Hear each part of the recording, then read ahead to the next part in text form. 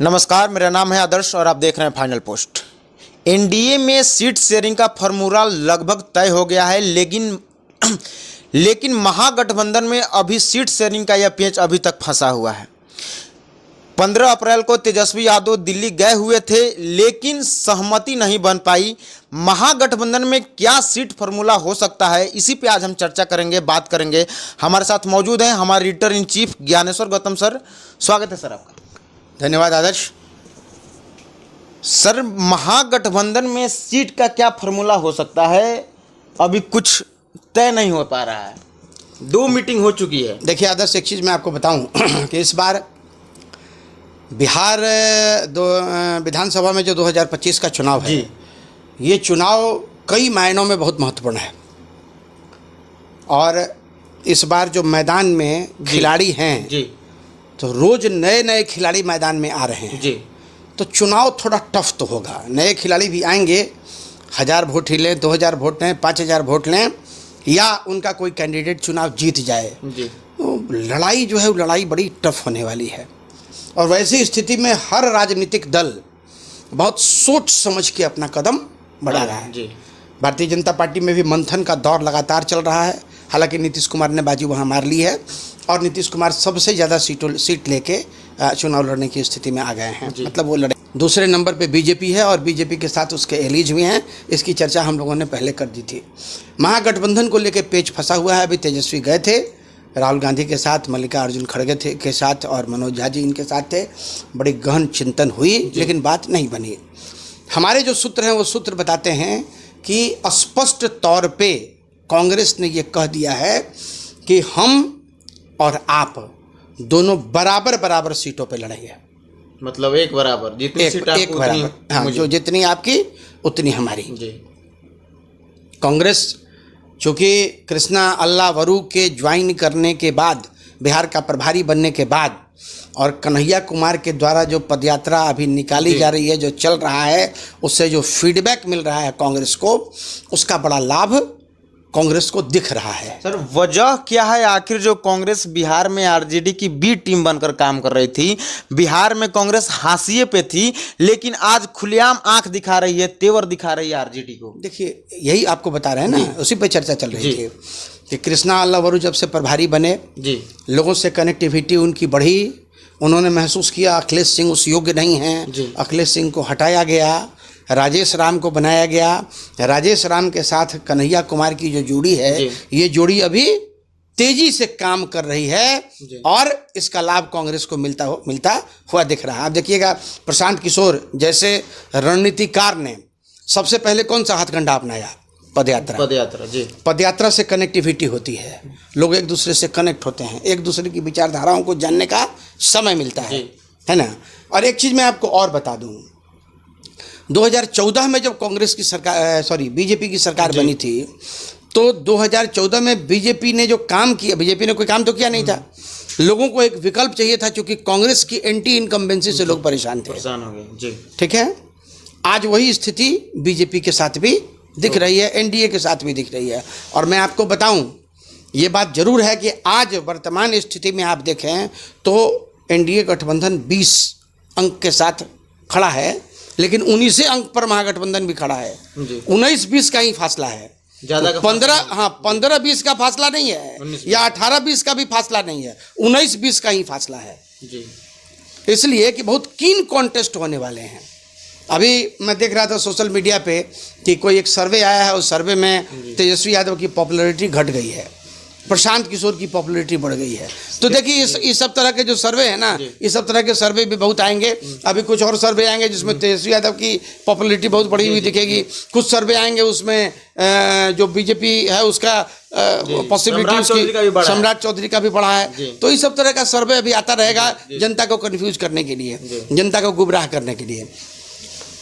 रही बात महागठबंधन में सीट के बंटवारे की, तो मैं आपको बता दूं कि कांग्रेस ने 125 सीट का दावा किया है कि 125 सीट पर चुनाव वो लड़ेगी। बाकी जो सीट बच रहे हैं, उन सीटों पे राजद और अपना गठबंधन जो उनके साथी हैं, वो साथी उसमें एडजस्ट करें।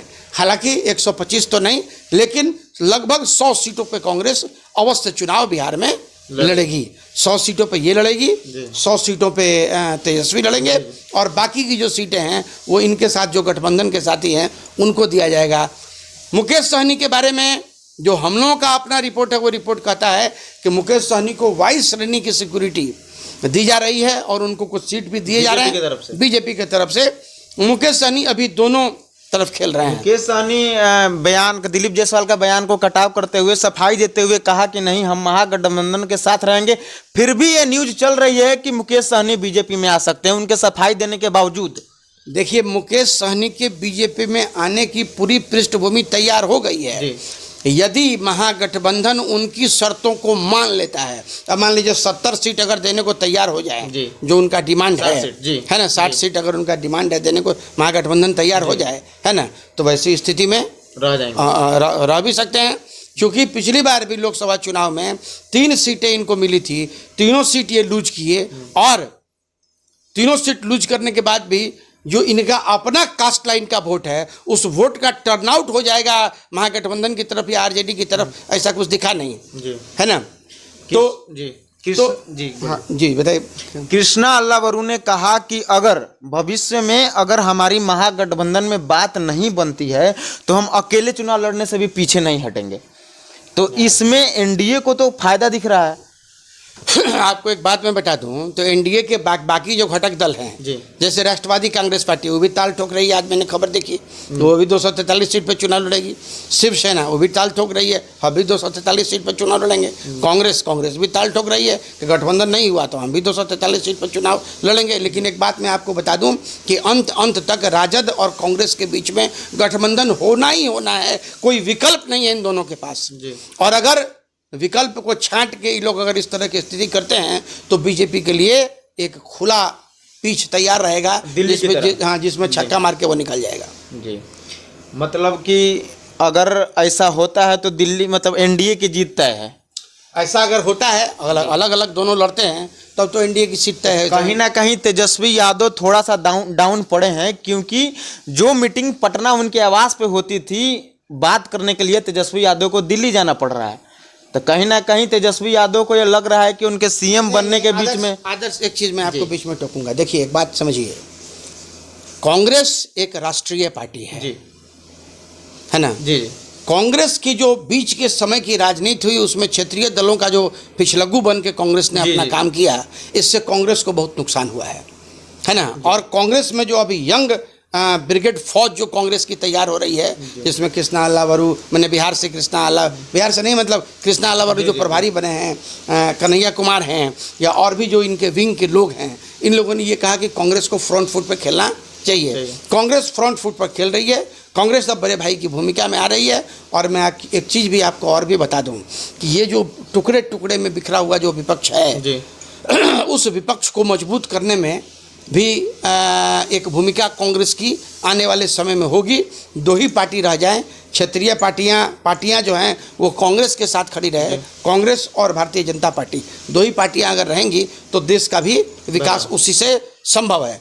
अभी आपको बता दें कि सीट के बंटवारे में मुझे ये लगता है कि 100 सीटों पे कांग्रेस लड़ेगी, 100 सीटों पे आरजेडी लड़ेगी, और बाकी जो 43 सीट हैं वो 43 सीट गठबंधन के साथियों को दिया जाएगा, ऐसा मुझे लगता है। या हो सकता है कि 100 सीट जो आरजेडी के पास है उसमें से वो कुछ कम करके अपने जो सहयोगी दल हैं, जैसे भाकपा माले हैं, 12 सीटों पर पिछली बार चुनाव वो जीते हुए हैं, कम्युनिस्ट पार्टी हैं, भारतीय कम्युनिस्ट पार्टी हैं, भारतीय कम्युनिस्ट पार्टी मार्क्सिस्ट हैं, है ना, तो उन लोग भी 2-2 सीट पर चुनाव जीते हुए हैं। तो विनिंग कैंडिडेट के तौर पर देखेंगे तो 12, 2, 14, 16 सीट तो उनका भी है।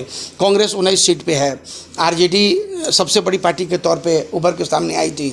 तो मुझे लगता है कि इस बार का जो गठबंधन होगा उसमें समीकरण नहीं होना चाहिए 100 सीटों पे कांग्रेस, 100 सीटों पे आरजेडी, और बाकी जो 43 सीट हैं वो 43 सीट इनके जो गठबंधन के साथी हैं उनको दिया जाएगा। ये फार्मूला लगभग तय हो गया है। एक जगह पे जीच बना हुआ है, वो बना हुआ है मुख्यमंत्री का चेहरा। तो थक हार के कांग्रेस को भी तेजस्वी यादव का चेहरा स्वीकार करना पड़ेगा, क्योंकि कांग्रेस में वैसा कोई चेहरा नहीं है जिसको आप मुख्यमंत्री के पद के लिए। राजेश राम की बात की जा रही है मुख्यमंत्री। राजेश राम की बात तो की जा, लेकिन राजेश राम मुख्यमंत्री के चेहरे के लायक है नहीं। बहुत स्पष्ट आपको बता दूं कि राजेश राम मुख्यमंत्री के चेहरे के लायक नहीं है। मुख्यमंत्री के चेहरे के लायक जो चेहरा है वो चेहरा है कन्हैया का, लेकिन कन्हैया कुमार अभी राजनीति में बचे हैं। तेजस्वी राजनीति में उनसे ज़्यादा मैच्योर हैं जी। पॉलिटिक्स में तेजस्वी उनसे ज़्यादा मैच्योर हैं। और राजनीतिक जो महत्वपूर्ण सपोर्ट की भी जो बात आप करते हैं उसमें मुझे लगता है कि 100 सीट पर अगर दोनों लड़ेंगे भी तो निश्चित तौर पे आरजेडी को ज़्यादा सीटें आएंगी, कांग्रेस को थोड़ी कम सीटें आएंगी, जो ट्रेंड हम लोगों ने पिछले दिनों देखा है। तो कुल मिला के आप ये मान के चलिए कि आने वाले समय में हम महागठबंधन की तरफ से ये मुहर लग जाएगी कि तेजस्वी यादव ही मुख्यमंत्री का चेहरा होंगे, और होना भी चाहिए। यदि महागठबंधन को कायदे से, तरीके से, पूरे एनर्जी के साथ चुनाव लड़ना है तो तेजस्वी को मुख्यमंत्री का चेहरा बनाना ही पड़ेगा, कोई विकल्प दूसरा नहीं। चलिए, बहुत बहुत धन्यवाद सर आपका। तो जैसे आपने देखा कि महागठबंधन का सीट शेयरिंग का फॉर्मूला आपको क्या लगता है, अपनी राय कमेंट बॉक्स में जरूर बताइए। देखते रहिए फाइनल पोस्ट। बहुत बहुत धन्यवाद।